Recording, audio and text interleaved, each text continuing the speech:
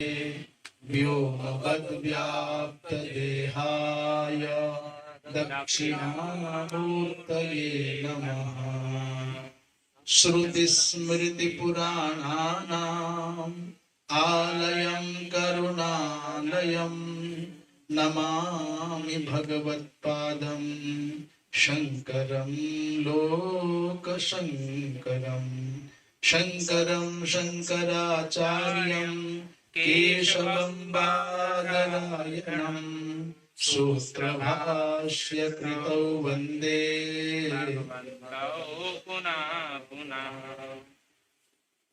आज श्रावण मास के शुक्ल पक्ष की दिव्य तिथि और दिन है सोमवार। तदनुसार दिनांक है 12 अगस्त 2024। परम श्रद्धेय कृपा मूर्ति पूज्य श्री राजा राम मिश्र गुरु जी की पावन उपस्थिति को प्रणाम। जिज्ञासु साधक सुधीजन, आज ईशावास्योपनिषद का 18वां मंत्र और 18वें मंत्र की उत्थापिका में भाष्यकार कहते हैं पुनर्अन्येन मंत्रेण मार्गम याचते। ईशावास्योपनिषद इसलिए बहुत विलक्षण है, इसके अंतिम के 3 मंत्रों में जीव को अपने अंतिम समय में कितना चैतन्य होना चाहिए, कितना जागरूक होना चाहिए, कैसे संसार को छोड़े, मरना कैसे चाहिए। और कितनी अद्भुत बात है, उपनिषद कहता है कि मरते समय माने प्राण त्याग के समय इतना सावधान है कि अपने उपास्य से देवता से संवाद स्थापित कर रहा है। अर्थात इतना विशुद्ध जीवन गया है कि दैन्य नहीं है, गिड़गिड़ाहट नहीं है। साधिकार कहते हैं कि मैंने मेरा जीवन पवित्रता पूर्वक जिया है, साधना करते हुए जिया है, इसलिए मुझे उत्तम मार्ग दीजिए। तो पिछले चाहे हिरण्मयेन पात्रेण सत्यस्यापि हितं मुखम, ये 15वां मंत्र हो, और चाहे पूषण नेकर्षे यमसूर्ज प्राजापत्य व्यूह रश्मिन समूह, ये 16वां मंत्र हो, अथवा वायु रनिल अमृत मथेदम भस्मांतम शरीरम, ये 17वां मंत्र हो। उसी क्रम में ये 18वां मंत्र है। परम श्रद्धेय श्री स्वामी प्रबोधाश्रम जी महाराज की जय हो। भाई प्रणाम क्या करो ना, जो मंत्र का श्रवण करें। हरि ओम अग्ने नय सुपथा राघे अस्मान विश्वानि देव वायुनानि विद्वान् जुहोत्यस्मज्जुहुराणमेनो भूस्थान्ते नाम मुक्तिं विधेम। अब ये खिचड़ी हो गया मंत्र का उच्चारण। आरंभ किया था, फिर बाद में थोड़ा सा यजुर्वेद के शुक्ल यजुर्वेद के उच्चारण की झलक आ गई। क्या है मंत्र का भाव? बोले यहां भी मंत्र के माध्यम से और बहुत अच्छे ढंग से प्रार्थना की जा रही, मार्ग दो, और ये बताया जा रहा है कि ऐसा मार्ग दो, ये चाहिए। देने में तो होता है जो दे दो साहब दे दो, याचक तो ऐसे करता है, पर ये तो कहते नहीं, ये वाला नहीं, ये मार्ग चाहिए। कहते हैं अग्नि, यहाँ अग्नि शब्द का तात्पर्य है उपास्य से कह रहे हैं, अथवा आदित्य मंडलस्थ जो उपास्य पुरुष है उससे कह रहे हैं। अग्नि उपलक्षित माने प्रकाशमान भासमान जो चिति है उसकी बात कर रहे हैं। तो नय सुपथा, हे अग्ने अस्मान नय, अस्मान माने हमको, हमको का तात्पर्य जिसने कर्मोपासना का समुचित आराधन किया है, ऐसे मुझको सुपथा माने सुमार्गेण, उत्तम मार्ग से नए माने ले चलो। कहां ले जाना है और क्यों ले जाना है? बोले राये, राय का तात्पर्य क्या है? रई शब्द का अर्थ धन, रई है धनवाचक, तो राय माने धनाय, धनाय का तात्पर्य माने कर्म फल भोगाय, जो मैंने सुकृत शुभ कर्म किए हैं उन कर्मों के फल के भोग के निमित्त मुझे सुमार्ग से लेकर चलो। तो यहाँ चांस ही नहीं छोड़ा। अंधकाराच्छन्न वो मार्ग है, ऐसा मार्ग वैसा मार्ग। कहते हैं जब यहाँ से जीवात्मा जाता है, शरीर से निकाला जाता है अंगुष्ठ प्रमाणक सूक्ष्म शरीर को, तो कहते हैं अनालंबम अपाथेयम अनाश्रमम अनालंबम अपाथेयम अदेशिकम। जिस मार्ग से ले जाया जाता है जीव को यमदूतों के द्वारा, यम भट्टों के द्वारा, वो कैसा है? बोले अनाश्रमम। उसमें कोई आश्रय स्थल नहीं है कि रोक लो, होटल है कुछ ले लिया जाए। अनालंबम, कोई आलंबन भी नहीं। वहां क्या कहते हैं, ना घोड़ा है ना हाथी है, वहां पैदल ही जाना है। इसलिए हे सजन रे झूठ मत बोलो, हरि के पास जाना है। अनाश्रमम माने कोई आश्रय स्थल नहीं है, आश्रम नहीं है, धर्मशाला नहीं है, कोई अनाश्रम अनालंबम आलंबन नहीं है। अपाथेयम, कोई मार्ग में भोजन करने के लिए सुविधा प्राप्त नहीं होगी, पाथेय न मिलेगा। और अदेशिकम, कोई मार्गदर्शक भी न होगा, कोई मील का पत्थर भी लगाना मिलेगा और कोई रास्ता दिखाने वाला भी नहीं मिलेगा। अनाश्रमम अनालंबम अपाथेयम अदेशिकम तमः कांतार मध्वाने। कैसा रास्ता है वो? तमह माने बड़े भयंकर अंधकार से भरा हुआ, कांतार माने वन प्रांत है, निर्जन वन है। और ऐसे अध्वाने, ऐसे मार्ग पर कथमे को गमिष्यति, दादा कैसे अकेले जाओगे? यहाँ की चमक, यहाँ की दमक, ये फुलवन की महक, सब गुरु यही धरी रह जाएगी। ये चमक, ये दमक, ये फुलवन की महक, सब कुछ सरकार यही की है, ये वहां नहीं जाए। तो बहुत सुंदर श्लोक है, पूज्य महाराज श्री जी को बहुत प्रिय था ये। अनाश्रमम, ये काम का है। अनाश्रमम अनालंबम अपाथेयम अदेशिकम और तमक कांतार मध्वाने कथमे को गमिष्यति अस्मादेव धर्मम आचर। इसलिए धर्म का आचरण करो कि धर्मस्त्वाम अनुगच्छति, धर्म तुम्हारे साथ होगा तो आश्रय भी देगा, वो पाथे भी देगा, वो मार्गदर्शन भी करेगा, वो आलंबन भी बनेगा। और धर्म ना हुआ तो फिर बड़ी मुश्किल हो जाएगी। वो उद्भाषक भी, प्रकाशक भी, मार्गदर्शक भी, आलंबक भी, सब कुछ हो। धर्मस्त्वामन उगच्छति, धर्म साथ जाएगा। तो कहते हैं अग्निदेव से माने अपने उपास्य से कहते हैं, भगवान हे देव आप विश्वानी वयुनानी विद्वान अस्ति। आप कैसे हैं? बोले विश्वानी माने सर्वाणी, देव माने हे देव आप विश्वानी, वयुनानी माने समग्र कर्मों के, वयुनानी शब्द का अर्थ कर्माणि, आप सभी प्रकार के कर्मों के विद्वान माने जानने वाले हो। विद्वान माने जानन अस्ति। विश्वानी शब्द का अर्थ क्या है? विश्व शब्द के दो अर्थ हैं। एक विश्व शब्द का अर्थ है माने विश्व जो अदंत है उसका अर्थ है जगत, और दूसरा जो विश्व शब्द सर्वनाम सर्वाधिगण में पठित है उसका अर्थ है सर्व। इसलिए कभी कभी लेखक वाक्यावली में बोलते हैं विश्वस्मिन विश्वे। कहीं पढ़ने को मिला होगा या मिलेगा तो ध्यान रखना, विश्वस्मिन विश्वे। तो एक विश्व शब्द जो सर्वाधिगण में पठित है, वो सर्वाधिगण में पठित होने के कारण, सर्वनाम संज्ञक होने के कारण उसका सप्तमी में विश्वस्मिन बनेगा। और जो जगत वाचक है माने विश्वस्मिन संपूर्ण, और जो दूसरा विश्व है वो जगत वाचक है, वो अदंत है, राम की भांति विश्वे व सप्तमी के एक वचन में। तो विश्वस्मिन विश्वे माने संपूर्ण विश्व में। तो विश्वानी शब्द जो यहाँ है वो संपूर्ण का वाचक है, और वो कर्माणी का वयुनानी का कर्माणी का बन गया विशेषण। इसलिए विश्वानी वयुनानी विद्वान, हे देव आप समग्र प्राणियों के समग्र सत असत कर्मों के ज्ञाता हैं, जानने वाले हैं। अच्छा, अग्नि जानने वाला है, कैसे पता चले? अग्नि तो वहां जल रहा है रसोई में, वो कैसे मालूम यहाँ क्या हो रहा है? बोले बाहर जो जल रहे हैं वो तो बहुत सीमित देश में है, पर प्राणी मात्र के अंदर जठरानल बन करके जल रहे हैं वो तो सर्वव्यापक है, इसलिए सब पता है उनको।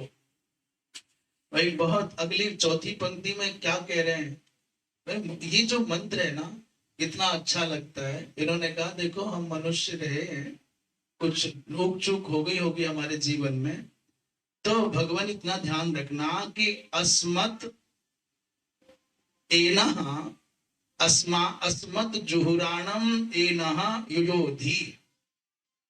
अस्मत्, देखो मंत्र को देखें भाई साहब क्या लिखा है, अस्मत् जुहुराणम एनः युयोधि। देखें तीसरी पंक्ति में क्या है, हाँ बोले गोपाल जी क्या लिखा है बोले? हमने अन्वय कर दिया है, तो अस्मत् जुहुराणम एनो युयोधि। अस्मत् माने हमारे, जुहुराणम माने अत्यंत कुटिल, जुहुराण शब्द का अर्थ कुटिल, एना माने जो पाप हैं दूषित कर्म हैं, क्या करो उनको? बोले युयोधि माने वियोजय विनाशय अपसारय। मनुष्य शरीर में बहुत सारे ऐसे कुछ कर्म रह जाते हैं ज्ञाता ज्ञात, अभ्यास बसात, स्वभाव बसात, अज्ञान बसात। स्वभाव पड़ गया, आदत पड़ गई है, दूषित कर्म किए जा रहे हैं। और दूसरा पता ही नहीं है क्यों हो गया, जैसे कोई क्षेत्रज नियम के आधार के अनुसार वातावरण, कोई मछली आदि खा रहा है, बेचारे को पता ही नहीं है बुरा भी होता है क्या। घर के वातावरण में प्याज आदि चलती है तो खा रहा है, उसे पता ही नहीं बुरा भी होता है क्या। छोटे से बच्चे को कुछ भी खिला दो, क्या पता उसको। अज्ञान वसात वा स्वभाव वसात वा, जो अनैतिक अशास्त्रीय आचरण बन गया, एनः माने पापम, उसको क्या करो? बोले युयोधि माने अपसारय। और सुनो भगवान, मैंने जीवन भर खूब पूजा पाठ किया है, अब ये सोचो कि मैं प्रार्थना कर रहा हूं तो अभी पूजा करूंगा कि फूल चढ़ाऊं, कि पंचामृत से नहलाऊं, कि पुष्पों से पूजा करूं, कि बहुत नैवेद्य लाऊं, कि धूप दीप आरती करूं। अब मैं अंतिम अवस्था में हूं, मेरे पास उपचार के नाम पर कुछ नहीं है, एकमात्र प्रणाम बची है। अब तो केवल क्या है, भूष्ठान्ते नमः उक्तिम विधेम, हे भगवान इससे अधिक कुछ नहीं कर पाऊंगा। नमः उक्तिम विधेम, आपको ते माने आपको, आपके लिए क्या करना है? बोले भूष्टाम माने बहु अधिक मात्रा में, बारंबार कोटि कोटि बार केवल नमस्कार वचन बोल सकता हूं। नमस्कार नमस्कार नमस्कार, इससे ज्यादा मेरे पास कुछ नहीं है। तो कितना अधिकार पूर्वक ही साधक बोल रहा है कि ये वाला मार्ग तो सुपथा नय, एक कुपथा नहीं सुपथा नय। और हमारे कर्मों के रहस्य को तुम जानते हो, इसलिए अच्छा बुरा जो भी कुछ सब जानने वाले हो, उसमें कुछ चूक रह गई है, गड़बड़ है, तो ठीक कर दो। और बदले में तुम चाहो कि अब हम पूजा कर पाएंगे, तो अब हमारे बस की पूजा करना, अब तो केवल नमस्कार वचन है। भाष्यकार को देखें, हे अग्नि, नए माने गमय, ले चलो, सुपथा, किसके द्वारा? बोले शोभनेन मार्गेण, सुंदर मार्ग के द्वारा लेके चलो। सुंदर मार्ग की यहाँ पर व्याख्या कर रहे हैं सुपथा इति विशेषणम। जो सुपथा विशेषण किया है, क्यों दिया? बोले दक्षिण मार्ग निवृत्त्यर्थम। दो मार्ग हैं जाने के, एक तो उत्तर मार्ग उत्तरायण, और एक दक्षिण माने दक्षिणायन। एक धूम्र मार्ग, एक अर्ची मार्ग, एक वाम मार्ग, एक दक्षिण मार्ग, उसी को कहते हैं। महाराज मैं दक्षिण मार्ग से जाते आते तो बहुत हजारों नहीं लाखों बार, 84 लाख बार आ जा चुका हूं। दक्षिणेन मार्गेण याति चेत आयात्यपि, दक्षिण मार्ग से जाता है जीव तो आता भी है, पर उत्तरेण मार्गेण गच्छति चेत नायात, उत्तर मार्ग से जाता है तो फिर ये विशेष बात है। तो उन्होंने कहा कि महाराज यहाँ सुपथा का तात्पर्य क्या है? बोले दक्षिण मार्ग की निवृत्ति के निमित्त यहाँ सुपथा शब्द को विशेषण के रूप में रखा। तो क्या कह रहा है वो साधक? बोले भगवान मैं हार गया हूं, निर्विण्ण माने अत्यंत खिन्न श्रांत हो गया, थक गया हूं। दक्षिणेन मार्गेण, दक्षिण मार्ग से, गतागत लक्षणेन, जिस मार्ग से जाने पर आना भी पड़ता है, इस गतागत दक्षिण मार्ग से, गतागत लक्षणात्मक दक्षिण मार्ग से आते जाते थक गया, हार गया। इसलिए अतो याचे त्वाम, इसलिए याचना करता हूं, पुनः पुनर्गमनागमन वर्जिते ना, जिस मार्ग पर जाने के बाद गमनागमन अवरुद्ध हो जाता है, तीन सुपथा मार्गेणा, ऐसे शोभन मार्ग से मुझको ले चलो, माने उत्तरायण से लेकर के चलो। अर्थात जिस मार्ग पर जाने के बाद पुनरावृत्ति नहीं होती, उस मार्ग से लेकर के चलो। देव मार्गेण है। अच्छा, राई माने क्या लिखा है? राई माने बोला करते हैं किसी जी, राई माने लिखा है, राई माने धनाय। हाँ, तो धनाय का तात्पर्य रुपया पैसा करेंसी नहीं। उस समय धन के लिए कोई अर्थ भी नहीं, औचित्य भी नहीं। धन का अर्थ क्या है? बोले कर्म फल भोगाय। पुस्तक में देखा करते हैं, साथ में बोला भी करते हैं, कर्म फल भोगाय, कर्म फल के भोग के निमित्त दिव्य मार्ग से लेकर के चलो। अस्मान यथोक्त धर्म फल विशिष्टान विश्वानि माने सर्वाणि, हे देव, पयुनानि माने कर्माणि, प्रज्ञानानि अर्थात बा विद्वान जानन। भगवान आप चूंकि इसलिए आपसे कह रहे हैं क्योंकि आप तो हे देव समग्र कर्मों के ज्ञाता हैं। देखो ना, विश्वानी माने सर्वाणी, पयुनानी माने कर्माणी, सभी कर्मों के, प्रज्ञानानी माने अथवा विद्वान माने जानन, जानने वाले हैं आप, इसलिए आपसे निवेदन कर रहे हैं। किंच, तीसरी पंक्ति में कुछ दूसरी बात कह रहे हैं। किंच माने युयोधि, और भी भगवान क्या बोले? युयोधि माने वियोजय, वियोजय माने विनाशय। भगवान भगवान जो कुछ गड़बड़ है उसे नष्ट कर दो। क्या गड़बड़ है? बोले अस्मत् माने अस्मत्तो, हमसे जो जुहुराणम माने कुटिलम, जो वंचनात्मकम, तेनः पापम, जो वंचनात्मक कुटिलता पूर्ण शास्त्र निषिद्ध कर्म बन गए हैं, पाप बन गए हैं, उनको अपसारे, विनाश है, वियोज है, उनको दूर कर दो, नष्ट कर दो। अब जब बुरे कर्म सब नष्ट हो जाएंगे तब आनंद हो जाएगा। ततो वयम विशुद्धा, जब पाप नष्ट हो जाएंगे तो हम कैसे हो जाएंगे? हम कैसे हो जाएंगे? बोले ततो वयम विशुद्धा संता, विशुद्ध होकर के, पवित्र आत्मा होकर के, इष्टम प्राप्स्यामा, हम इष्ट की प्राप्ति कर लेंगे, ये प्रार्थना कर रहे हैं। बताओ, मरते समय संसार में कहीं कोई पूरी दुनिया की कोई भी संस्कृति को मानने वाले लोग हों, वो इतने मरते समय सजग हो सकते हैं क्या? हमारे यहाँ तो हिंदी भाषा में भी पद गाते हैं, जब मेरा अंतिम समय हो तो क्या होना चाहिए? बोले यमुना जी का तट हो, बंसी का बट हो, और सांवला निकट हो, जब प्राण तन से निकले, इतना तो करना स्वामी, जब प्राण तन से निकले, इतना तो करना। ऐसी प्रार्थना करता है व्यक्ति स्वस्थ होकर। और ये यहाँ कहता है कि मेरे जितने दूषित कर्म हैं उनको प्रभु दूर कर दो, नष्ट कर दो, जिससे कि हमको इष्ट प्राप्ति हो। किंतु वयम इदानीम तेन शक्नुम परिचर्याम कर्तुम, तुरंत सावधान हो गए देवता है। देवता के मन में आ जाए कि ला पंचामृत, ला जल्दी से नैवेद्य, लगा सौवत्ती की आरती, कर हवन।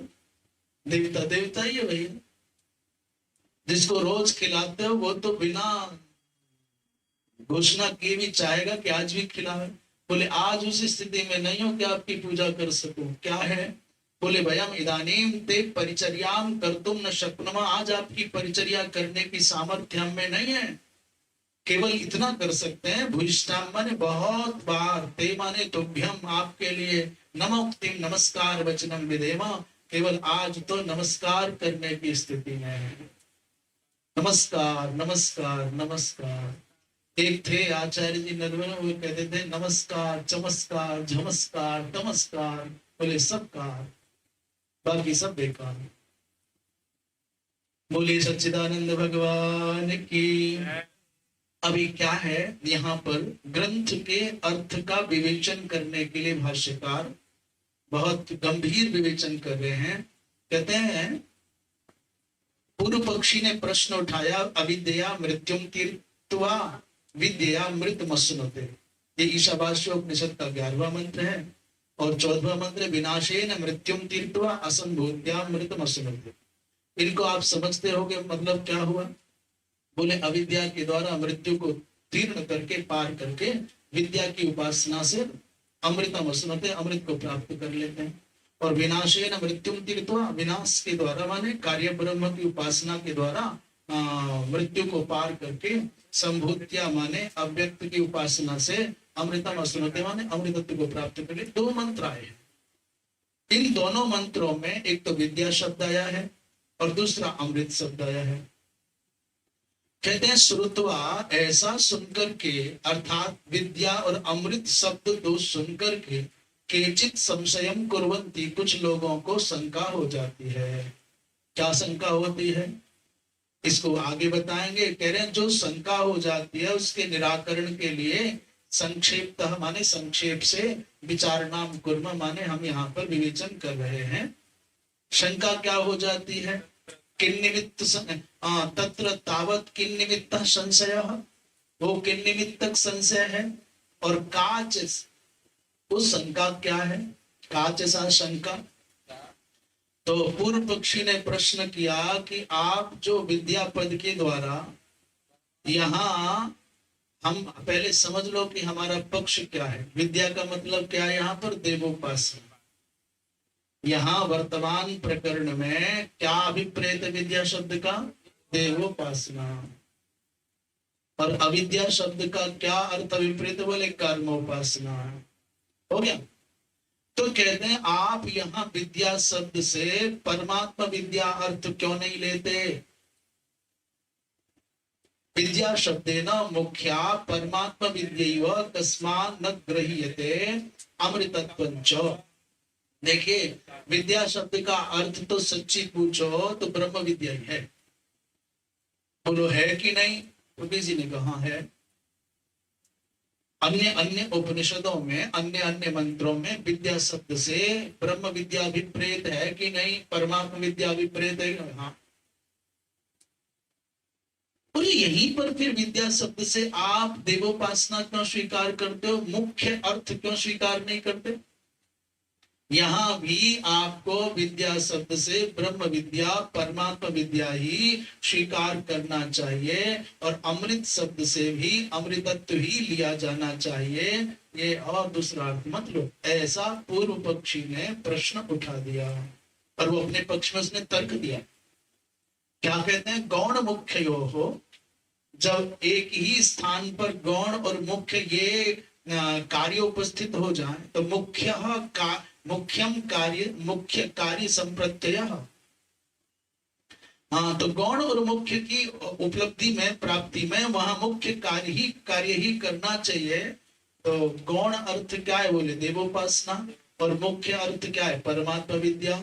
इसलिए गौण का परिहार करके मुख्य अर्थ को स्वीकार करना ही औचित्यपूर्ण है। इसलिए इस प्रकरण में विद्या शब्द का अर्थ क्या लो, ब्रह्म विद्या अथवा परमात्मा विद्या लेना चाहिए। तो भाष्यकार जो समाधान करने की जिम्मेदारी निभा रहे हैं वो कहते हैं नहीं नहीं, ऐसा नहीं हो सकता।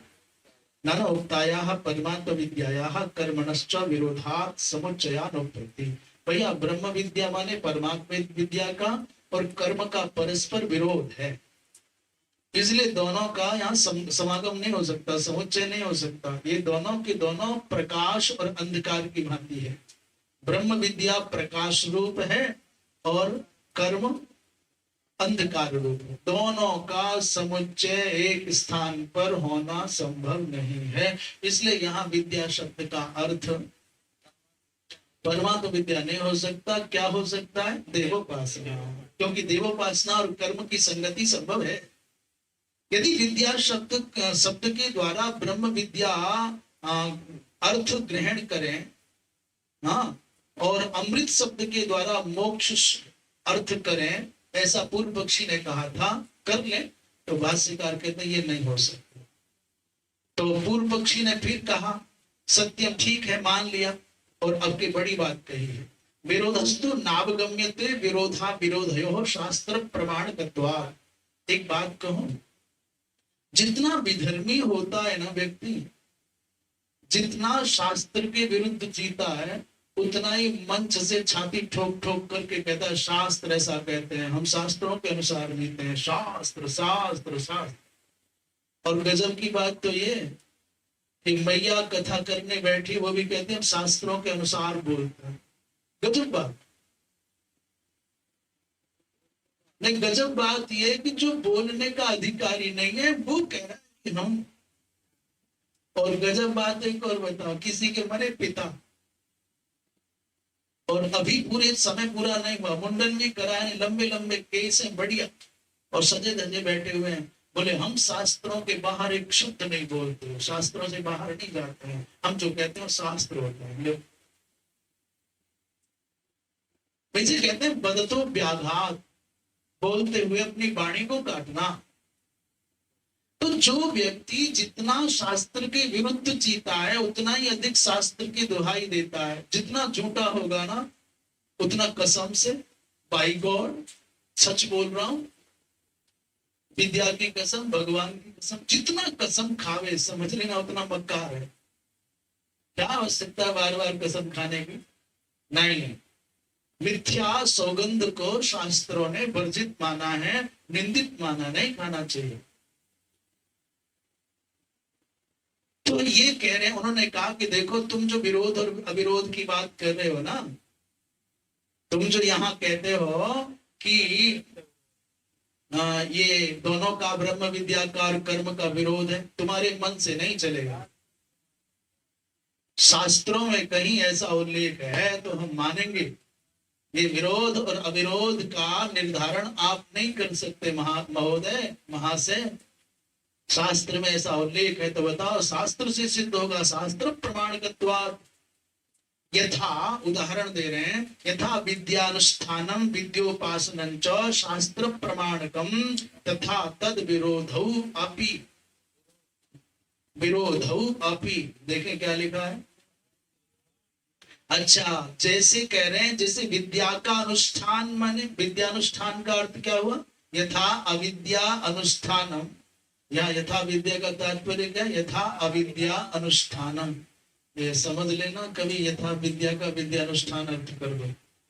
यहाँ पर यथा अविद्यानुष्ठान है, ये अकस्वर्ण दीर्घ से दीर्घ हो गया तो यथा विद्यानुष्ठान हो गया। यथा अविद्या के अनुष्ठान में और विद्या की उपासना में शास्त्र ही प्रमाण है, वैसे ही तद विरोधा विरोधौ अपि, उसके विरोध और अविरोध में भी शास्त्र ही प्रमाण होगा। ये मन माना नहीं चल सकता। बताओ शास्त्र में कहाँ लिखा है? हम देते हैं उदाहरण, जैसे शास्त्र ने एक जगह कहा, देखो ध्यान से सुनना, सब तुम्हारे बहुत काम के प्रकरण हैं। शास्त्र ने कहा कि न हिंस्यात् सर्वा भूतानि, शास्त्र ने उपदेश दिया कि प्राणियों की हिंसा नहीं करना, जीव हिंसा नहीं करना, ऐसा कह दिया। अर्थात किसी को भी किसी प्राणी की हिंसा करने का कोई अधिकार नहीं है। ऐसा कहां से जाना? बोले शास्त्रात् अवगतम, शास्त्र से जाना। और फिर दूसरे प्रकरण में शास्त्र के द्वारा ही क्या मिल जाता है? बोले शास्त्रे नैव पुनः शास्त्रे नैव, फिर शास्त्र के द्वारा ही ये वचन बाधित हो जाता है। क्या लिखा है? बोले अध्वरे पशुम हिंस्यात्। एक जगह शास्त्र से लिखा, शास्त्र में लिखा है अध्वरे माने, अध्वरे माने यज्ञ, मखे, अध्वरे माने, हाँ भाई साहब, अध्वरे माने यज्ञ में पशु का आलभन होता है। यज्ञ अध्वरे पशु हिंस्यात्, ऐसा भी शास्त्रों का ही वचन है। तो अब बताओ, एक जगह कह रहे थे कि प्राणी की हिंसा नहीं करना चाहिए और दूसरी जगह कह दिया कि यज्ञ में पशु हिंसा हो। तो एक स्थान पर शास्त्र ने विहित किया और दूसरे पर निषिद्ध कर दिया। तो ये दोनों शास्त्र से पता चलता है ना। इसका मतलब सामान्य नियम है कि कभी भी किसी जीव की हिंसा नहीं करना, कदाचित यज्ञ विधान के अनुसार करना भी पड़े तो उससे पापोत्पत्ति नहीं होगी, प्रत्यवाय नहीं लगेगा, दोषोत्पत्ति न होगी, वो किया जा सकता है। अब करना ना करना आपकी मर्जी है, करोगे तो क्या उसका फल होगा ये विषय अलग है, और न करोगे तो क्या उसका फल होगा ये विषय अलग है।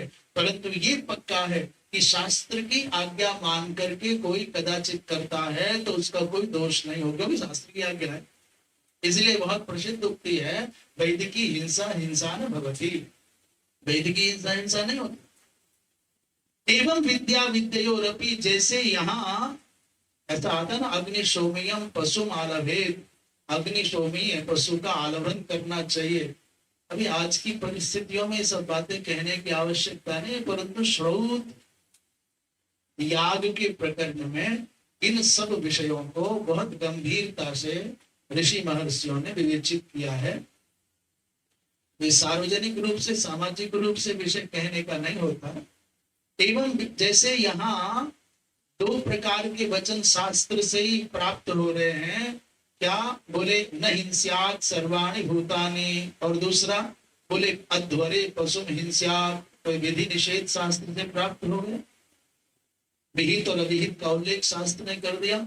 वैसे ही हमको आप विद्या और अविद्या के विषय में, विद्या और कर्म के समुच्चय के विषय में आप हमको शास्त्र के द्वारा स्पष्ट दिखा दो कि विद्या और कर्म का समुच्चय, माने विद्या और कर्म का आपस में समन्वय नहीं हो सकता, ब्रह्म विद्या का कर्म के साथ कोई। जब ऐसा कहा तो उत्तर पक्ष के रूप में भगवान भाष्यकार ने उत्तर रख दिया। लोहे को लोहा काटता है, तो उन्होंने उपनिषद के प्रश्न को उपनिषद के द्वारा ही उत्तर दे दिया। क्या मंत्र है कठोपनिषद का, दूरमेते विपरीते विशुचि अविद्या या च विद्या, मंत्र दे दिया भाई साहब, स्पष्ट लिखा है कठोपनिषद में, ये दूरम एते, एते माने विद्या विद्ये, विद्या और कर्म, ब्रह्म विद्या और कर्म दोनों के दोनों दूर हैं, एते माने दोनों के दोनों। और कैसे बोले, विपरीत हैं, दूर हो तो भी चल जाएगा पर विपरीत है। कैसे विपरीत है, बोले प्रकाश और अंधकार की भांति, दो नदियों की किनारों की भांति। विशुचि माने विपरीत अर्थ देने वाले हैं, भिन्नार्थ प्रदायक हैं। कौन कौन, बोले विद्या और अविद्या। बोले अब तो मंत्र के द्वारा तुमको उत्तर दिया ना, शास्त्र के द्वारा, अब तो मान जाना चाहिए। परंतु पूर्व पक्षी भी कम नहीं था, उसने कहा भगवान विद्याम चा विद्याम चेति वचनात् अविरोध इति चेत्, पर विद्या और अविद्या इस वाक्य के अनुसार तो इन दोनों में अविरोध है।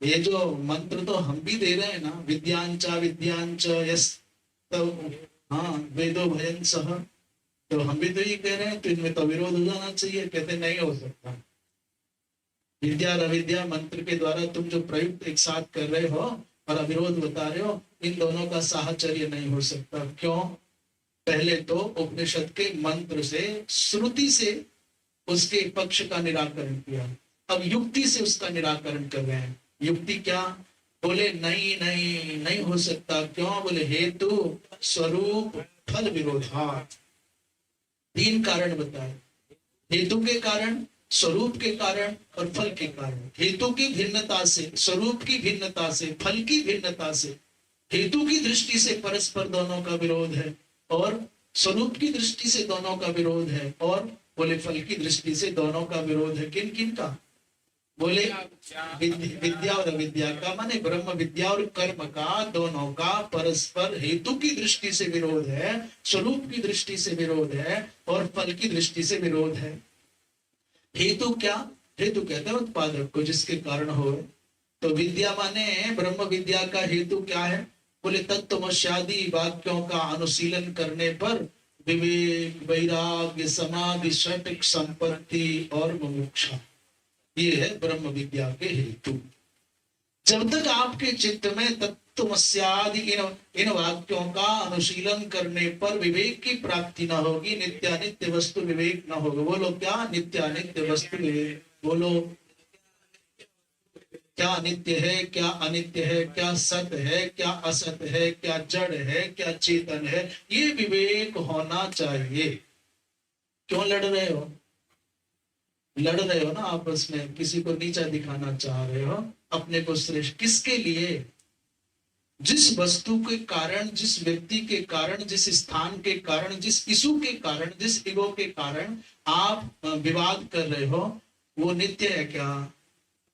स्वयं से पूछो, वो नित्य है कि अनित्य? और यदि आपके अंदर से आवाज आ जाए अनित्य है, तो काय मर रहे हो? फिल्म को लेके लड़े जा रहे हैं बेवकूफ। तो एक नायक के पक्ष में खड़ा, एक खलनायक के पक्ष में खड़ा, तो बताना वो लड़ना मूर्खता होगा ना?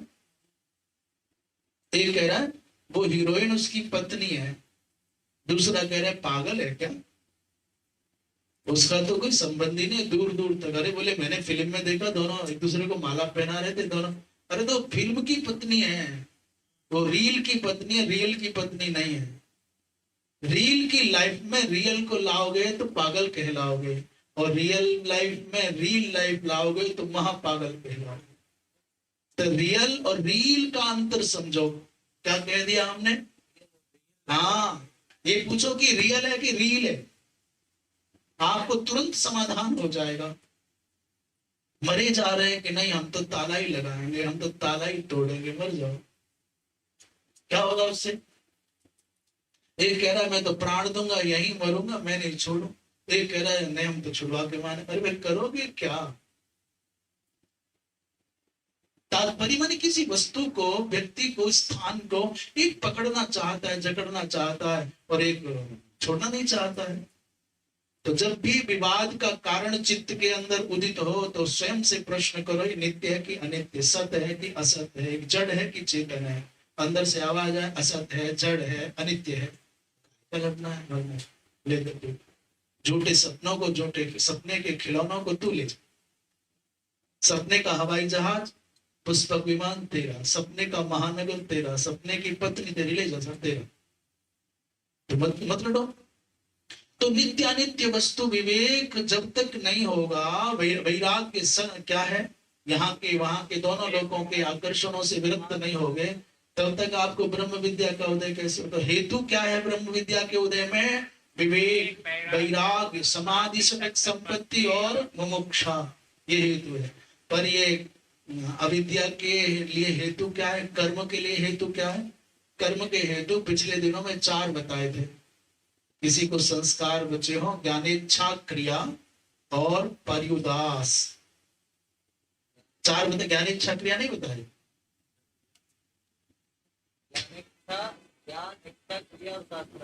शास्त्राज्ञ, हाँ। ज्ञानेच्छा, ज्ञान क्या पहले पता हो कि ये चाहिए और इसको पाने के लिए ऐसा ऐसा करना पड़ता है। जब तक आपको काशी का ज्ञान नहीं होगा तो कैसे काशी जाने की इच्छा कैसे होगी? और जब इच्छा ही नहीं होगी तो जाओगे कैसे? और जाने से पहले पूछ लो क्या मेरा जाने में अधिकृत हो? जैसे यज्ञ करना चाहिए, ज्ञान हो गया, तो कैसे करना चाहिए? कैसे करना चाहिए? बोले होगी जानकारी, विधि ये है। अब ज्ञान, यज्ञ करने की इच्छा भी होनी चाहिए कि नहीं मैं करूंगा, मुझे करना चाहिए। और ज्ञान हो गया यज्ञ का, यज्ञ की विधि का भी ज्ञान हो गया, यज्ञ करने की इच्छा भी हो गई, और उसके लिए कुंड, मंडप, यजमान, ब्राह्मण, साधन, गौ सब जुटाने पड़ेंगे ना, कुछ दक्षिणा भी लगेगी ना, तो क्रिया भी करना पड़ेगा। तो ज्ञान इच्छा क्रिया हो गया। पर सुनो, अब सबसे बड़ी बात आई, शास्त्र से पूछो कि मैं यज्ञ कर सकता हूं कि नहीं कर सकता, कहीं निषेध तो नहीं है यज्ञ का? अरे मेरा तो जनेऊ नहीं है, अरे मैं तो द्विज नहीं हूं, ओ मेरा तो स्त्री शरीर है, मैं तो यज्ञ नहीं कर सकता। तो आपकी इच्छा भी है, आपको ज्ञान भी है, और आप में सामर्थ्य भी है करने की, पर शास्त्र की आज्ञा न होने के कारण आप नहीं कर सकते। इसलिए कर्म करने के लिए 4 गुणवत्ताएं चाहिए। माने करने की जो प्रक्रिया है उसका बोध होना चाहिए, और करने की कोई आपके अंदर विलनेस भी हो, इच्छा भी होना चाहिए। इच्छा को क्या कहते हैं अंग्रेजी में? इच्छा को क्या कहते हैं? विल। हाँ, और तीसरा सामर्थ्य भी होनी चाहिए। आई कैन इट, मैं कर सकता हूं, इसे कहते हैं मत कृति साध्यता होनी चाहिए, मत कृति साध्यम होना चाहिए, इदम मदिष्ट साधनम होना चाहिए, ये मेरा इष्ट साधन है, और ये मत कृति साध्यता इसमें है, मैं कर सकता हूं, तब जाके, और फिर शास्त्र का उसमें कोई निषेध भी ना हो, तो जाके आप चार प्रकार, तो हेतु दोनों के अलग अलग है, ब्रह्म विद्या की उत्पत्ति का हेतु भिन्न है और कर्मानुष्ठान का हेतु भिन्न है। दूसरा, स्वरूप की दृष्टि से दोनों में भिन्नता है। तो ये जो वाक्य था ना, हेतु स्वरूप फल विरोधात, ये देखने में लग रहा है बहुत छोटा, और ये बड़ा गंभीर है। हेतु की दृष्टि से भिन्नता, स्वरूप क्या? बोले वहां ब्रह्म विद्या का स्वरूप निर्विशेष ब्रह्म है, अहम ब्रह्मास्मि ऐसा इत्याकारक चिंतन से, और पर ये अप्रयत्न साध्य है। ब्रह्म विद्या के लिए प्रयत्न करने की आवश्यकता नहीं है, ब्रह्म विद्या के लिए त्याग की आवश्यकता है, ग्रहण की आवश्यकता नहीं। कुछ करते हो तो ही मुश्किल में पड़ते हो, अंदर और बाहर से कुछ भी करना छूट जाएगा तो तुम स्वयं नित्य शुद्ध बुद्ध ब्रह्म स्वरूप हो जाओगे। और जितना कहते हैं ना साहब, धर्म की रक्षा के लिए कर रहे हैं, हम समाज के लिए कर रहे हैं, हम जाति के लिए कर रहे हैं, हम ऐसा करेंगे, जैसे वो कहे ना कि हम हमारा पूरा का पूरा सब अभियान, कुछ नहीं भाई साहब, अंदर के अहंकार के पोषण के लिए मरु मरीचिका के जल से अंदर की प्यास बुझाने के जैसा है संसार का सारा प्रयास। गुरु जी, मरु मरीचिका के जल से अंदर की प्यास बुझाने के जैसा है संसार का सारा प्रयास। गा लो, नाच लो, बोल लो, बज जाओ, बजा लो, करो क्या क्या करोगे, है टोटल एक रंच मात्र लघु काय अहंकार का बिंदु है, केंद्र। उसी की प्यास बुझाने में व्यक्ति मरा जा रहा है। ऊंचे से ऊंचे आसन पर बैठता है, बड़े से बड़ा पकड़ा लगाता है, बड़े से बड़ा तामझाम जुटाता है, अंदर की प्यास, और वो ही नहीं बुझती। सातों समुद्रों के जल को ले आओगे तो भी वो अहंकार के केंद्र पर जो तुम्हारी प्यास है बुझे नहीं। बड़ा होकर के जिस व्यक्ति को प्रणाम बहुत चाहिए ना, सम्मान बहुत चाहिए, समझ लेना बाल्यकाल से बहुत अपमानित होता है, बहुत चाहिए उसको सम्मान, बहुत चाहिए उसको बड़ा, बहुत अधिक ऊंचे ऊंचे साधन जुटाने की जो प्यास है, इसका मतलब बचपन में पीड़ित रहा था, चाहता था, हुआ कुछ नहीं, अब सामर्थ्य आती है तो इसलिए बड़ी बड़ी ईंट पत्थर जुड़ा रहा है, बड़े बड़े सोने चांदी के महल बना रहा है, इसलिए कि उसको चाह है।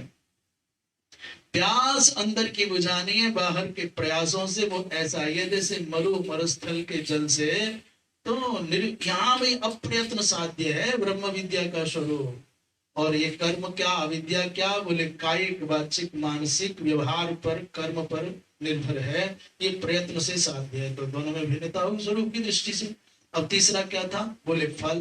दोनों का फल क्या है? बोले ब्रह्म विद्या का फल है निरतिशयानंद ब्रह्म भाव, ब्रह्मविद ब्रह्मैव भवती, एक फल है।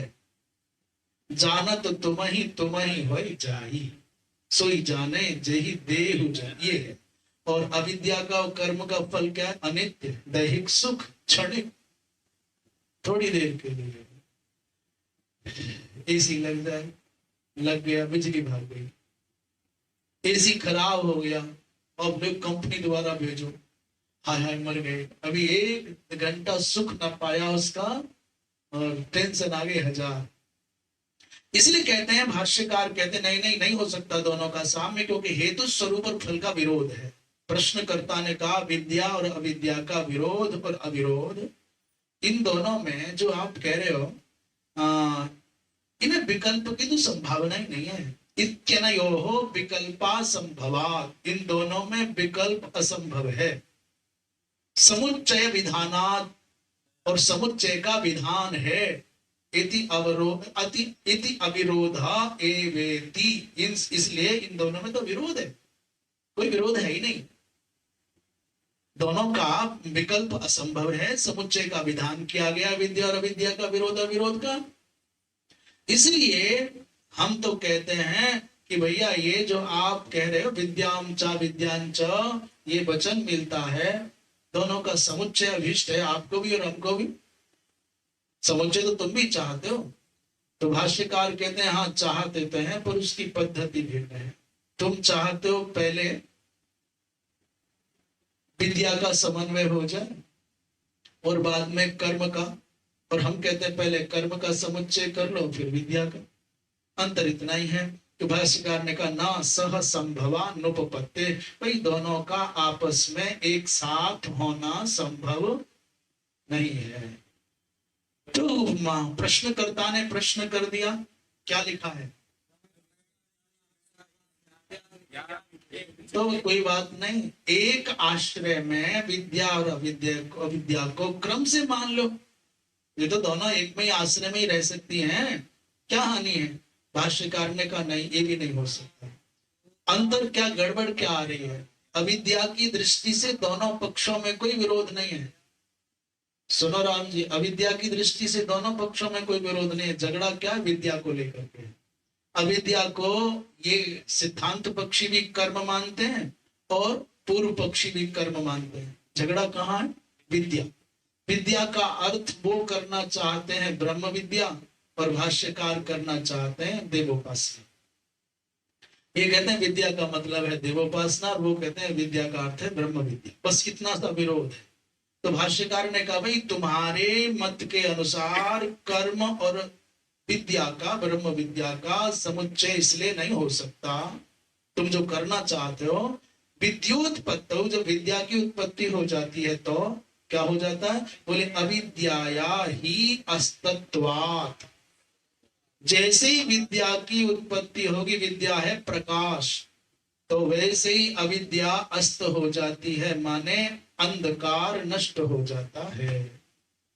इसलिए नहीं हो सकता समुच्चय, क्योंकि विद्या के उदय होते ही अविद्या अस्त हो जाएगी, और जिस आश्रय में विद्या की उत्पत्ति होगी वहां अविद्या फिर दोबारा उस आश्रय में उत्पन्न नहीं हो सकती। विद्या उत्पन्न हो गई, ज्ञान हो गया, तो फिर क्या करेगा वहां? अंधकार ज्ञान क्या करेगा? इसलिए अनुपत्ति, अविद्या की अनुपत्ति हो जाएगी। जैसे एक उदाहरण दे रहे हैं, दृष्टांत।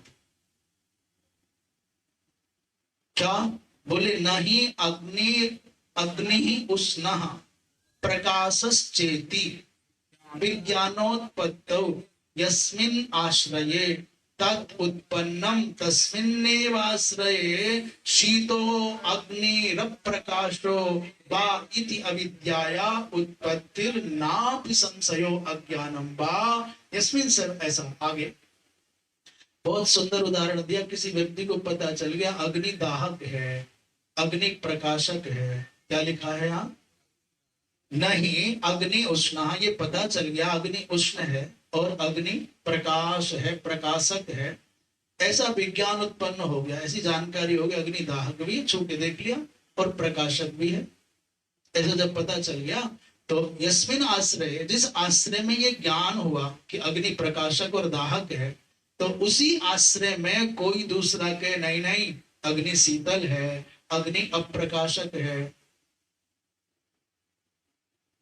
इति अविद्याया उत्पत्ति, इस प्रकार अविद्या की उत्पत्ति नापि संशयो। जब ज्ञान हो गया कि अग्नि प्रकाशक और अग्नि दाहक है, तो फिर वहां शीतल होने का और ठंडा अप्रकाशक होने का कोई संशय ही नहीं हो सकता, कोई अज्ञान रहेगा ही नहीं। रह सकता है क्या?